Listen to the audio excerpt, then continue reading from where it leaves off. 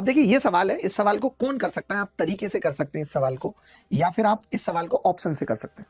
इस सवाल को अपने आप में पढ़ के समझना मुश्किल है। अभी कुछ दिन पहले मैं इस सवाल को प्री के बैच में करा रहा था और ये आखिरी सवाल था उस क्लास का, और 1.5 घंटे हो चुके थे क्लास चलते हुए। मुझे नानी याद आ गई थी इस क्लास को समझने में, इस सवाल को समझने में। और सोचिए सवाल आपके सामने पेपर में हो क्या होगा। यश और उसके पिता की आयु का योग 90 वर्ष है।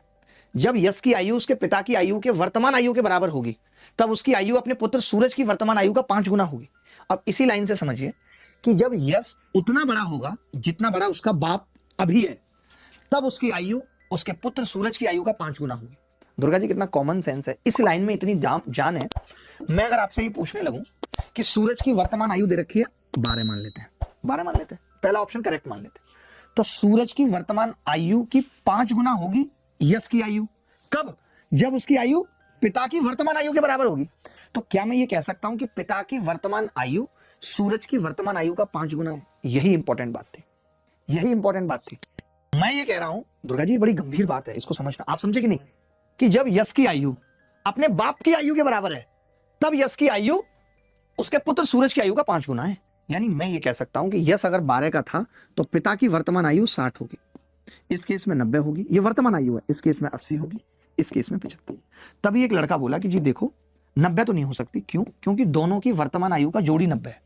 यानी इसका मतलब यश इस वक्त कितने का है? 30 का। ये ऑप्शन तो हो ही नहीं सकता। यश कितने का है? 10 का। और ये कितने का है? 15 का। अभी यश की बात कर रहा हूं। अब अगली लाइन पे चलते हैं दुर्गा जी। इसने कहा है जब यश की आयु उसके पिता की वर्तमान आयु के बराबर होगी, तो आप मुझे बता सकते हैं पहले ऑप्शन के हिसाब से कि कब होगी इसके पिता की आयु के बराबर। तो आप कहेंगे 30 साल बाद। 30 साल बाद ही तो होगी। तब इन्होंने कहा है कि यश की वर्तमान आयु से 12 वर्ष अधिक होगी उसकी आयु, 12 वर्ष अधिक होगी। इन्होंने कहा है जब यश की आयु उसके पिता की वर्तमान आयु के बराबर होगी, तब सूरज की आयु यश की वर्तमान आयु से 12 वर्ष अधिक होगी। आप मुझे बताइए, आप इसका मतलब क्या कह रहे हो? आप कह रहे हो कि जब यश 60 का हो जाए, यानी कितने साल बाद की बात हो रही है? 30 साल। 30 साल पे सूरज कितने का होगा? 42 का। 42 30 से कितना बड़ा है? 12। सवाल में भी कितना है? 12। ये उत्तर है।